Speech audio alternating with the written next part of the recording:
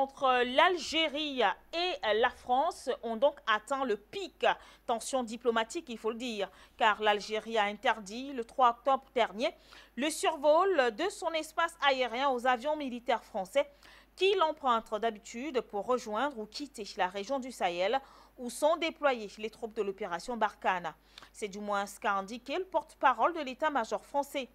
Selon lui, toutefois, cela n'affecte ni les opérations ni les missions de renseignement menées justement par la France au Sahel.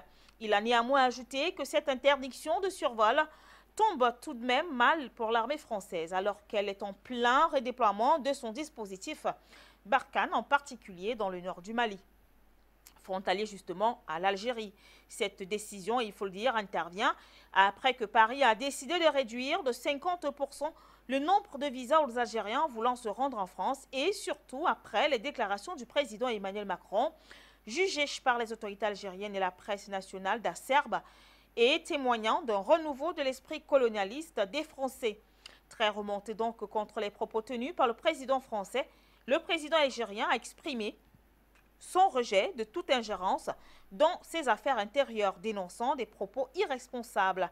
Après avoir pris la décision d'imposer un visa pour les Français se rendant en Algérie et a rappelé justement le 2 octobre 2021 son ambassadeur à Paris en signe de protestation contre les allégations françaises.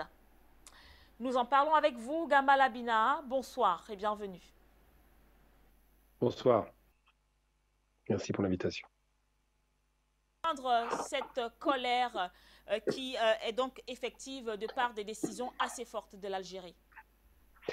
Alors la colère se comprend parce qu'il faut savoir, est-ce que vos téléspectateurs ne savent peut-être pas encore précisément, c'est que dans 12 jours exactement, dimanche 17 octobre, nous allons à Paris commémorer le massacre des Algériens qui ont été jetés dans la Seine par la police française, commandée par monsieur, donc le général de Gaulle, avec son préfet Maurice Papon, criminel de guerre notoire pour la Seconde Guerre mondiale, mais qui n'a jamais été inquiété pour cette question-là. Donc oui, Macron a une fois de plus développé un discours très ambigu, le fameux, on en parle beaucoup en France, du en même temps, on dit une chose puis son contraire. Et ce sont des ballons d'essai qu'il envoie dans l'air afin de voir la réaction de l'adversaire ou du partenaire, en l'occurrence l'Algérie. Alors qu'est-ce qu'il a dit? Il a parlé des enfants de la troisième génération de l'après-guerre d'Algérie, en leur expliquant qu'à la fois la France a des responsabilités sans doute, mais que l'Algérie utilise la rente, comme il a utilisé ce terme exact, rente mémorielle, afin de justifier de toutes les difficultés que traversait le pays. Pire encore, il a nié l'existence de l'Algérie avant l'arrivée de la France, ce qui historiquement est largement discutable, puisque ça c'est quasiment un discours développé par l'extrême droite, c'est bien dommage. Mais plus encore, il a eu une provocation qui se traduit par, dans les faits, par une sorte d'insulte, c'est comme ça que c'est perçu en Algérie, sur la mémoire des martyrs qui sont morts à la suite des massacres de la France, 5 millions de personnes estimées entre son entrée et sa sortie, mais surtout, et c'est le plus dangereux, il le fait quasiment à une encablure d'une commémoration des 60 ans des massacres des Algériens à Paris. Alors, il faut savoir que cette date est importante parce que c'est ce qui a déclenché la reprise des négociations avec le général de Gaulle afin d'obtenir la libération 6 mois plus tard de l'Algérie. Et quand M. Macron fait ça, il le fait à la suite de la reconnaissance des massacres des Français, du moins de l'abandon des Français, des harkis, excusez-moi, qui travaillaient pour la France. Là, il a demandé pardon. Donc, c'est souvent une chose positive quand il arrive, quand il fait campagne en 2017, il parle de crimes contre l'humanité. Puis après, il y a un petit recul. Il dit à un enfant qui ne l'a pas vécu à l'époque en Algérie, il n'a pas vécu ces événements et qu'il n'avait pas à en parler. Et puis après, il en parle à nouveau à des jeunes pour leur dire que finalement, ces événements, c'est pas si grave finalement, et que c'est surtout une façon de dire que si en Algérie rien ne va, c'est parce que l'histoire entre la France et l'Algérie ne va pas et que ce serait de la faute de la France. Et aujourd'hui, il fait une nouvelle déclaration à laquelle je m'attendais, puisque j'avais déjà prédit qu'il allait faire une déclaration d'apaisement le lendemain, donc quasiment de ce que j'avais dit hier. En l'occurrence, il dit que non, il s'entend très bien avec le président Tebboune, ce qui n'est pas faux, et que cette question de la mémoire doit être tranchée avec l'historien Benjamin Stora qui a fait un travail, un rapport qu'il a commandé, mais surtout que cette question doit être tranchée de façon apaisée. Et la vraie problématique qui se pose entre la France et l'Algérie, et c'est la question que je soulève systématiquement, c'est pourquoi la France coloniale, pourquoi cette ancienne France coloniale a tellement de mal à reconnaître qu'elle a été criminelle à ce moment-là. Pourquoi elle ne veut pas reconnaître ses crimes pour qu'on puisse enfin écrire cette histoire, qu'on puisse enfin apaiser les tensions et peut-être aller vers une autre direction.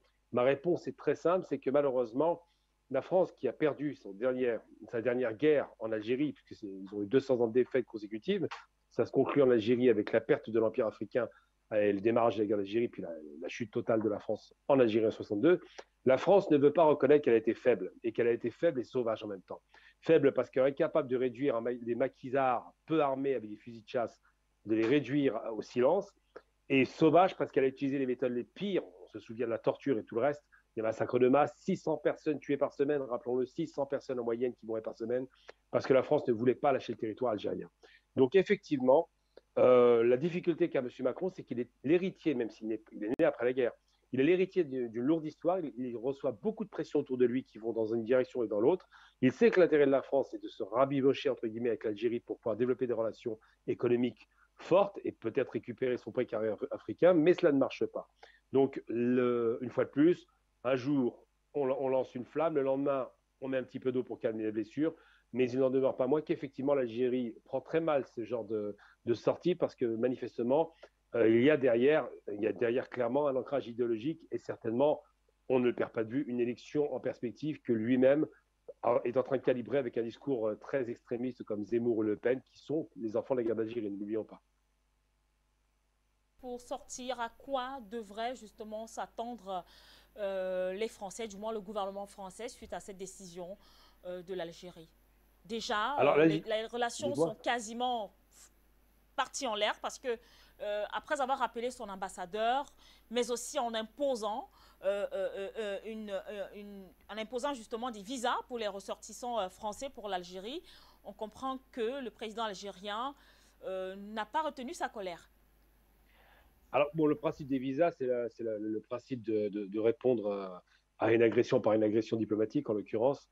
Alors, il faut préciser quand même que, vous l'avez dit dans votre introduction, la France a instauré, a réappliqué des visas, à part égale d'ailleurs pour l'Algérie et le Maroc, 50% de réduction du droit d'obtenir des visas et 30% pour la Tunisie. On ne sait pas trop pourquoi la Tunisie, qui est dans une situation calamiteuse économique et qui est la plus grande pourvoyeuse d'immigrés, est moins sanctionnée. Mais c'est des méthodes qui sont destinées à apaiser sans doute, j'imagine, dans l'inconscient collectif français, l'attention de se dire qu'il y a un flux migratoire très fort qui arrive de l'Afrique du Nord vers la France. C'est le discours des Zemmour qui veut qu'il n'y ait plus d'immigration du tout. Donc effectivement, là, on est dans une politique française qui est assez malsaine, qui s'est extrême droitisée. Ce qui est dit aujourd'hui ne pouvait pas être dit à 20 ans du temps de Chirac. Non. Ce discours radical, avec une vraie dimension raciste, n'est pas un discours qui est là pour rassurer les gens. Après, les Algériens, ils ont un principe de réciprocité. Lorsque vous m'appliquez une sanction, j'applique la même. Alors, il va de soi que les Français qui sont sanctionnés sont surtout les hommes d'affaires. Il n'y a pas vraiment de tourisme en Algérie, ni de Français qui sont installés là-bas.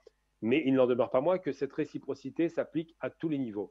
Et le point principal que l'Algérie peut utiliser, et l'utilise à satiété, c'est l'ouverture du ciel aérien. C'est-à-dire que vraiment, les opérations françaises sont ralenties à cause de cela, même s'ils disent le contraire, parce qu'ils ont perdu sur ce terrain-là. Leur allié marocain, puisqu'ils sont en train de faire une grande alliance avec le Maroc qui a augmenté, ne peut plus traverser le territoire algérien. Ça coûte de l'argent aussi, et ça coûte beaucoup de désagréments en termes de gestion du ciel et de la gestion de l'espace aérien.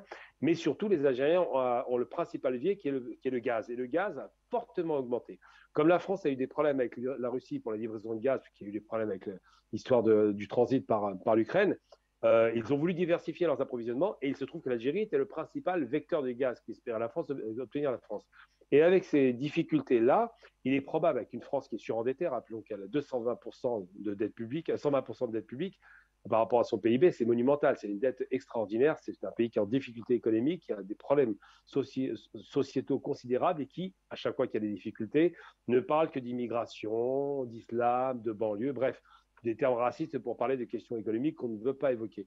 Donc effectivement, l'Algérie a un moyen de pression sur la France qui n'est pas négligeable et la France a tout intérêt, effectivement, à calmer les jeux pour une simple et bonne raison, c'est que la grande perdante de l'histoire ne sera pas l'Algérie qui a déjà des alliés stratégiques très importants, Chine, Russie, Inde, Iran, États-Unis, Turquie, voilà, c'est à peu près ça ce que constituent les alliances algériennes aujourd'hui, puisqu'ils sont de bons stratèges.